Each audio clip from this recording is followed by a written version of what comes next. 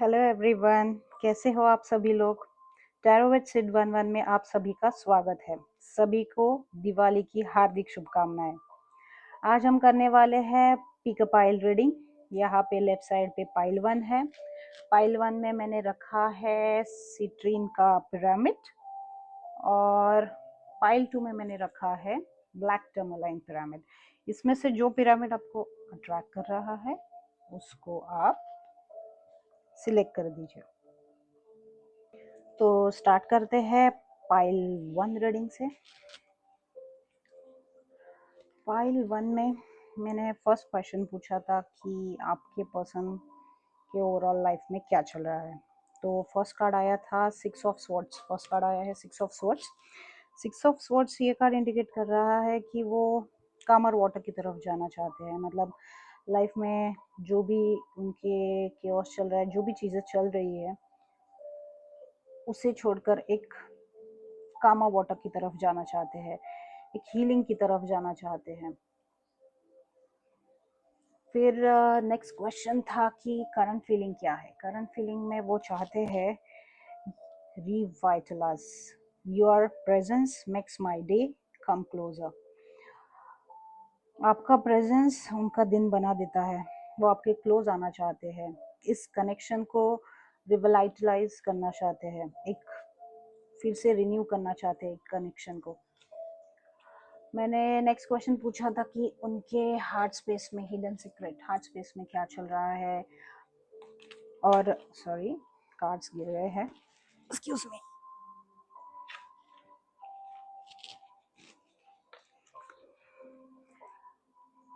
Heart space में क्या चल रहा था पाइल 1 के लिए। हार्ट स्पेस में गुस्सा, बिटरनेस, रीसेंटमेंट, एंगर, हर्टफुल वर्ड्स। शायद आपकी पहले बात हुई होगी, कुछ अनबन हुई होगी आप लोगों के बीच में, तो कुछ चीज़ों से नाराज़ है, गुस्सा करके बैठे हैं, या फिर कुछ आपने ऐसे वर्ड्स बोले हैं जो उनको हर्ट कर गए हैं। तो थोड़ा कनेक्शन में बिटरनेस फील कर रहे हैं। नो कम्युनिकेशन में वो आपसे क्या मैसेज करना चाहते, क्या बताना चाहते हैं। तो 3 कार्ड्स आए थे, उसमें एक कार्ड्स आया है finding my self. It was time I went within to find myself again. I need to figure out what I want out of life. I need space. वो अपने अंदर झाँक के देखना चाहते हैं, कि अपने आप को ढूंढना चाहते हैं कि क्या हो रहा है लाइफ में, मैं कौन हूँ, मैं यहाँ किस लिए आया हूँ। मीन्स सेल्फ इंट्रोस्पेक्शन चल रहा है उनका। I need to figure out what I want out of life. Life में मुझे क्या करना है, क्या चाहिए मुझे लाइफ से। तो थोड़ा स्पेस चाहते हैं। दूसरा कार्ड आया है have my kids. I want to have a family with you. आपके साथ फैमिली बनाना चाहते हैं। I know you would be an amazing parent. एक आप अमेजिंग पेरेंट बन सकते हो उनके बच्चों का, ऐसे उनको लगता है। And I dream of the day I can experience raising a family together. और डे ड्रीमिंग भी कर रहे हैं, एक्सपीरियंस कर रहे हैं कि आपके साथ शादी हो, फैमिली बने और फैमिली को रेस करे साथ में आप दोनों मिलके। Showing out, showing out, I am acting like I don't care about what's happened between us, but I do. ऐसे एक्ट कर रहे, शो ऑफ कर रहे कि हाँ मुझे कोई पड़ी नहीं इस कनेक्शन की, बट एक्चुअली वो शो कर रहे कि I just want to appear unbordered. Just unbordered show कर रहे हैं, बट एक्चुअल में वो इस कनेक्शन में है, इस कनेक्शन के बारे में सोचते हैं, आपके बारे में सोचते हैं। देन उनकी तरफ से लव मैसेजेस क्या है आपके लिए, वो 3 कार्ड्स आए हैं। You are the best I ever had. आप बेस्ट हो उनके लिए। I feel like you can see right through me. उनको लगता है कि आप उनको पहचान जाते हो, भले वो आपको कोई चीज़ें बताते नहीं है, बट उनकी आंखों में से, उनके वाइब से आपको पता चल जाता है कि क्या चल रहा है उनके मन में।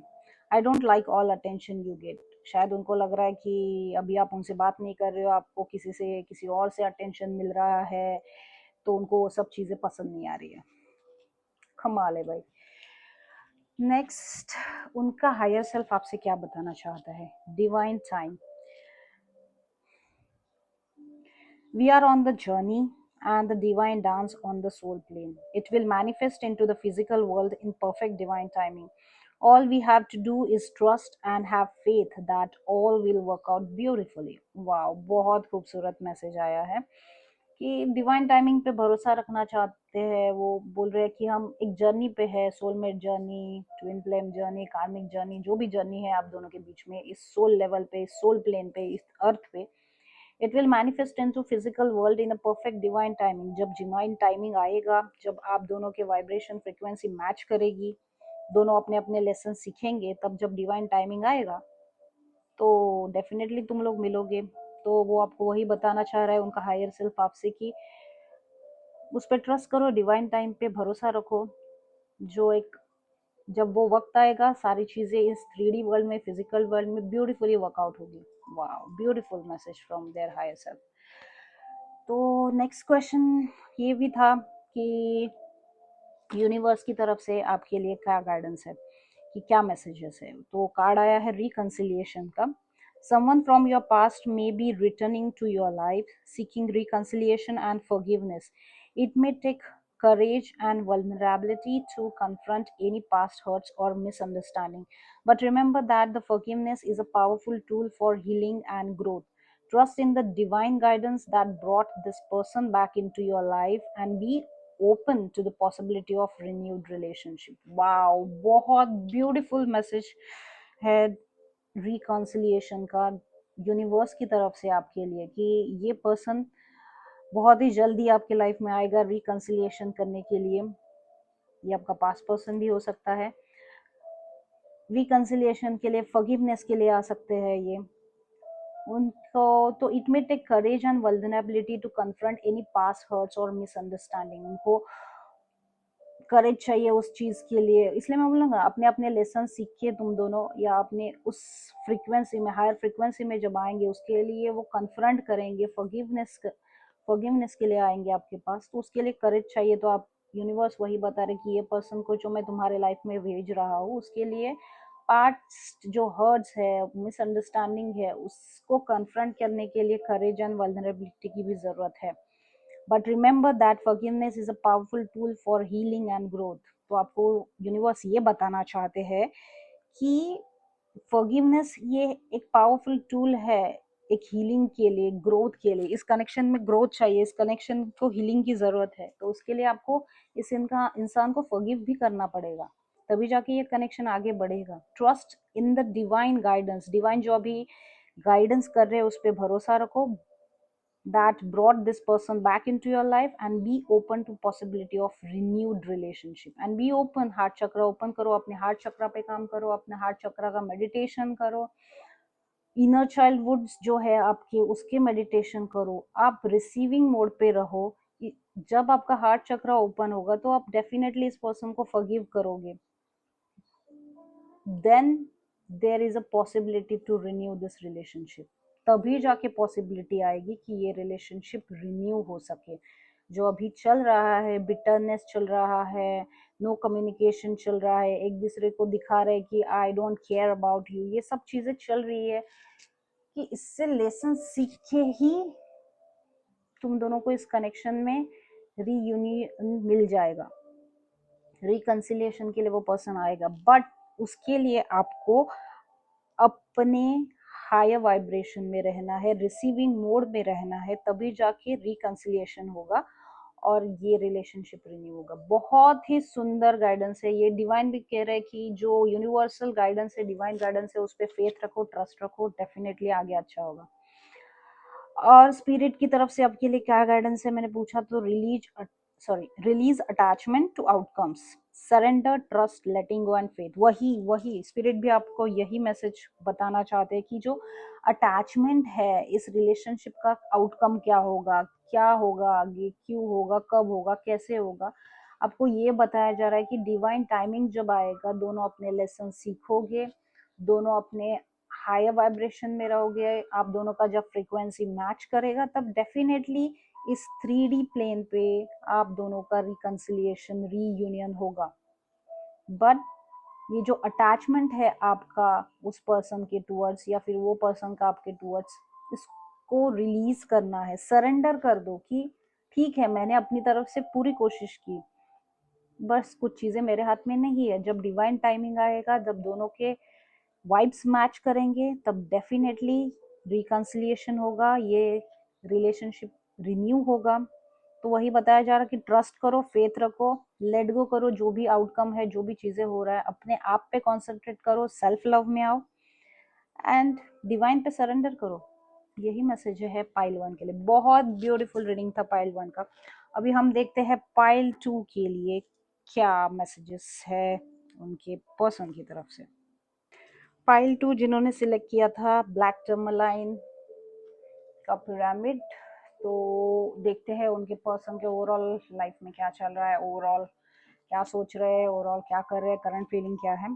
तो कार्ड आया था S of sword. S of sword अपने इंट्यूशन को फॉलो कर रहे हैं, सोच रहे हैं, समझ रहे हैं कि क्या हो रहा है। जैसे जैसे उनको इंट्यूशंस गाइड कर रहे हैं, वैसे वैसे वो आगे आगे अपने लाइफ में चीज स्टेप्स ले रहे हैं। देन सेपरेशन, करंट फीलिंग में सेपरेशन, आप शायद नो कम्युनिकेशन, नो कांटेक्ट में हो या फिर लेस कम्युनिकेशन में हो। सेपरेशन का कार्ड है, लिखा है difficult to cope up with your attitude now.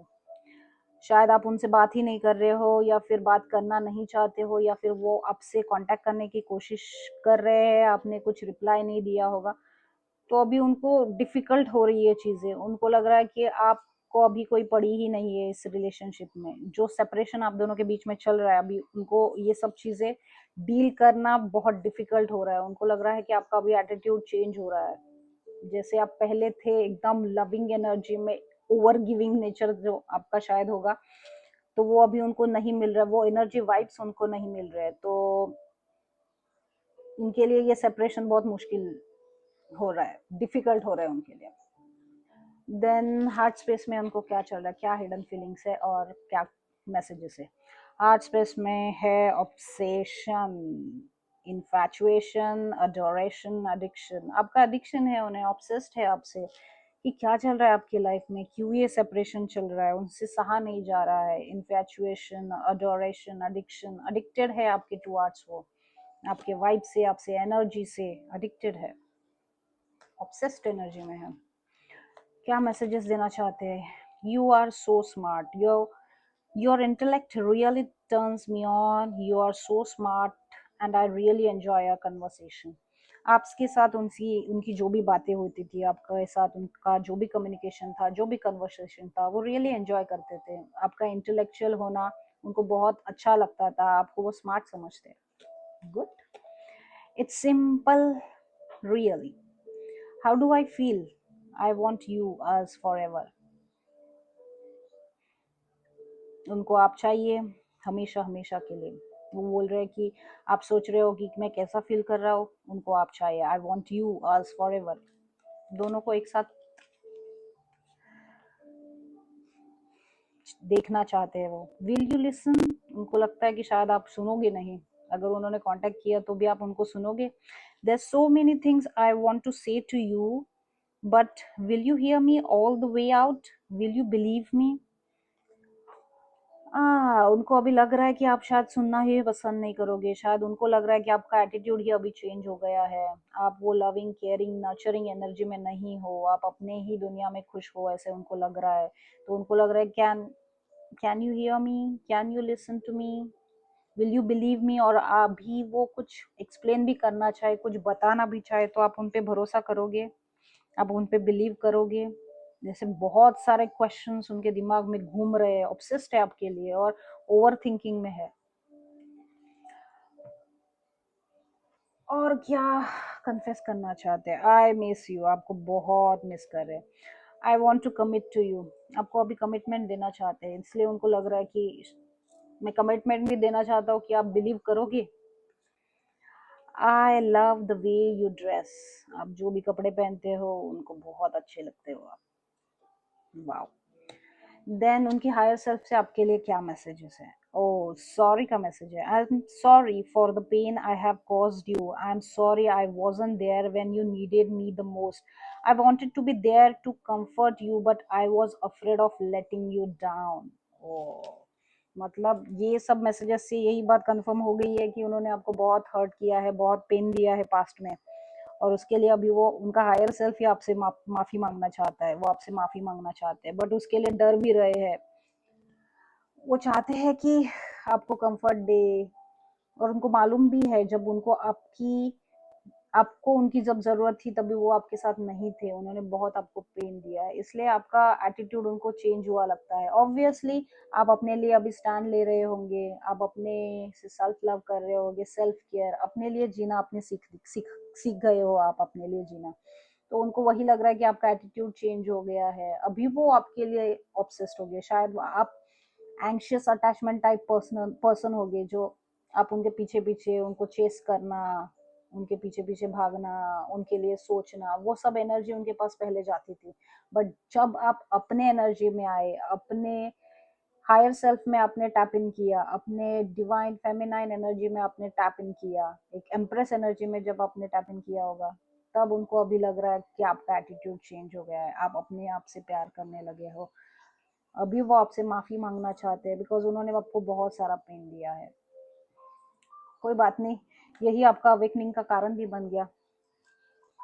Then universe आपको क्या गाइड करना चाहते हैं, यूनिवर्स का क्या मैसेजेस है आपके लिए? The universe is urging you to take a bold step towards your romantic interest, don't hold back, as true love requires bravery and vulnerability. Universe आपसे कह रहा है कि आपको एक बोल्ड स्टेप लेना पड़ेगा आपके इस पर्सन की तरफ।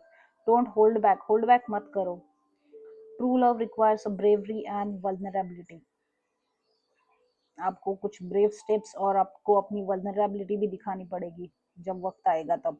Trust that your feelings are divinely guided, your feelings are divinely guided, ऐसा यूनिवर्स बोल रहा है, उसके ऊपर आप ट्रस्ट करो। Take the leap to make that romantic gesture, whether it is heartfelt confession or a simple act of kindness. Take action and allow the universe to work its magic. Remember, the greatest risk is not taking one at all. तो universe का आपके लिए ये guidance है कि bold step लेना पड़ेगा इस रिलेशनशिप में, बिकॉज इस ओवरऑल मैसेजेस से ऐसे लग रहा है कि वेदर हार्टफेल कन्फेशन आपको मिलेगा या फिर एक simple act of kindness, take action. शायद आपको एक्शन लेना पड़े, बिकॉज आपके पार्टनर तो डर रहे हैं, वो सिर्फ ऑब्सेशन में है, सेपरेशन का पेन लिए बैठे हुए हैं। तो शायद आपको एक्शन लेना पड़े इन फ्यूचर, जब डिवाइनली गाइडेड डिवाइन का टाइम आएगा, डिवाइन टाइमिंग आएगा, तो शायद आपको एक्शन लेना पड़े, आपको स्टैंड लेना पड़े शायद इस रिलेशनशिप के लिए। इसलिए यूनिवर्स बोल रहा है कि एक्शंस लो और allow the universe to work its magic. फिर यूनिवर्स अपना मैजिक दिखाएगा, वो एक्शन कौन सा भी हो, फॉरगिवनेस का हो, कन्फेशन करना पड़े, एक हार्टफुल कन्फेशन आपको शायद उनको देना पड़े, और सिंपल एक्ट ऑफ काइंडनेस, एक काइंडनेस एनर्जी में आप आ जाओ। ठीक है, वो माफी मांगने आ गए तो कर दो माफ, बिकॉज अभी उनको रियलाइजेशन तो है, तो उन्होंने आपको बहुत सारा पेन दिया है। तो यूनिवर्स आपको यही कहना चाहते हैं कि मे बी आपको एक्शन लेना पड़ेगा, माफ करना पड़ेगा। आपके लिए गाइडेंस क्या है? तो आपके लिए गाइडेंस है प्रैक्टिस सेल्फ लव, आप तो वो कर ही रहे हो। एटीट्यूड मतलब ईगो में मत जाओ, एक लविंग एनर्जी में रहो, अपना हार्ट चक्रा को बैलेंस करो, सेल्फ लव प्रैक्टिस करो, self care, self respect, self worth, boundaries. हाँ, भले वो इंसान आए आपके लाइफ में, बट फिर भी आपको अपना सेल्फ केयर करना है, सेल्फ रिस्पेक्ट रखना है, सेल्फ वर्थ रखना है। इसका मतलब ये नहीं वो आया तो फिर से उसके पीछे उसको चेस करना स्टार्ट करो, नहीं तो वही साइकिल रिपीट होगा। सो यूनिवर्स वही बोल रहे हैं कि एक हेल्दी बाउंड्रीज रखो, अपने सेल्फ वर्थ को जानो, अपने सेल्फ लव में रहो। भले सामने वाला इंसान आपके पास आ रहा है, झुक रहा है, सॉरी बोल रहा है, बट अपनी बाउंड्रीज भी मेंटेन करो। ऐसा नहीं कि फिर से वही एंग्शियस अटैचमेंट में आप चले जाओ और फिर से आप उनके पीछे लगो, चेस करते रहो, फिर वो रनर की एनर्जी में चले जाएंगे।